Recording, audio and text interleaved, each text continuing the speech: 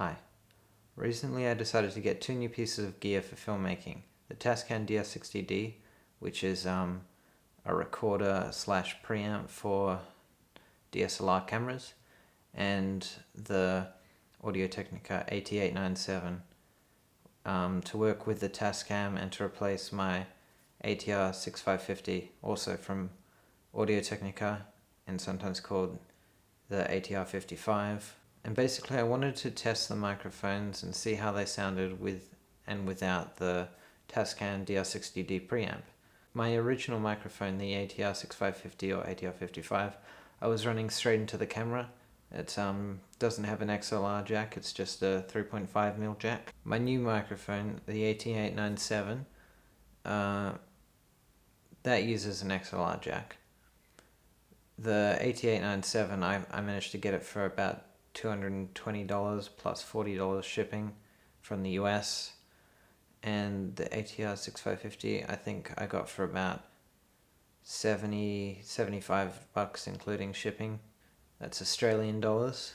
The main thing I wanted to achieve with getting this new system, I mean obviously better sound generally is what you want, but I mainly wanted to just get rid of the noise that I was getting, because I was getting a serious amount of noise and it was, it's getting in the way of the videos really. It's just distracting. And I understood from other videos I'd watched that this was mostly the camera's fault, but a bit of it was the microphone. I actually discovered that when put through the TASCAM, the microphone can be significantly less noisy than it is straight into the camera.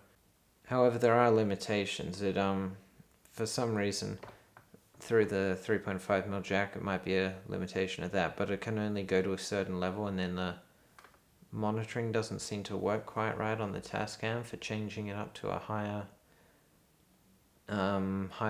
volume. But you can turn that up in post, and I don't know if you lose some of the detail if you do that. I imagine you might lose a bit of information if you try to stretch out a smaller range of audio volume. I mean, it sounds pretty alright to me. I'm not really an audio expert. It could have some problems further down the line. And at the moment I'm using the AT897 to record this, and I'll show you the difference between the AT897, the ATR6550.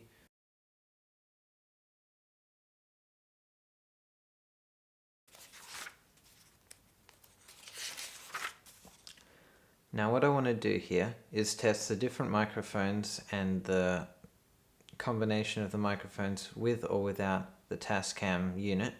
And I think to do that, let's read some public domain literature. Sherlock Holmes: A Study in Scarlet. In the year 1878, I took my degree of Doctor of Medicine at the University of London and proceeded to Netley to go through the course prescribed for surgeons in the army.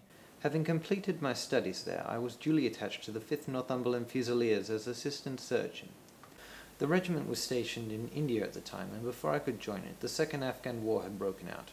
On landing on Bombay, I learned that my corps had advanced through the passes and was already deep in the enemy's country. I followed, however, with many officers who were in the same situation as myself, and succeeded in reaching Kandahar in safety, where I found my regiment and at once entered upon my new duties.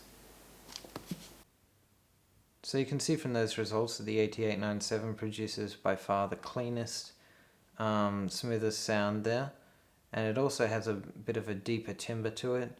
Seems to have more bass in it. The ATR6550 through the TASCAM and then to the camera had quite a significant amount more noise.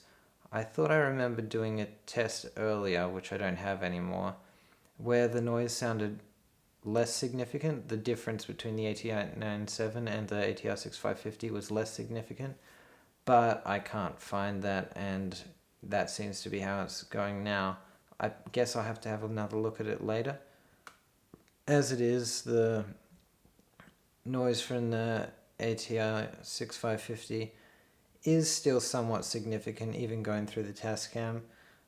It's obviously much worse when going straight into the in-camera preamp.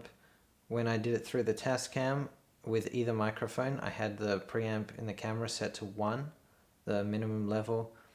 When I put in the microphone, the ATR6550 directly, I put it straight up to 8 to get my result, which is what you need to have decent levels. You can't really do it with anything significantly lower than that, depending on how loud what you're putting into the camera is. The ATR6550, also, you can kind of hear it, but I don't think it's that bad. I've had some people describe the sound from my films I've made so far using the ATR6550 as having a somewhat tinny, cheap sound to it. I actually think for the price, it's quite a good sound. It's just the noise that is the issue for me. I hope you enjoyed this review.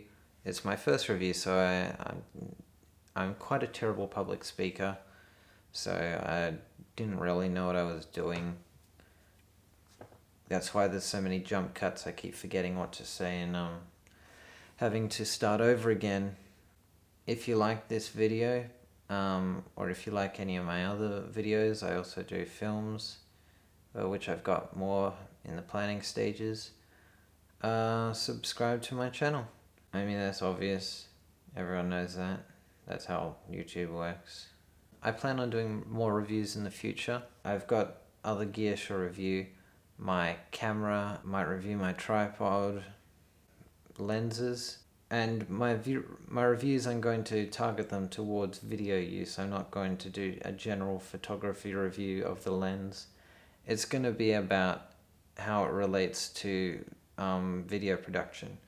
I'm thinking maybe I'll do some kind of filmmaking tips or something, but I don't know. I haven't thought much about that. See ya.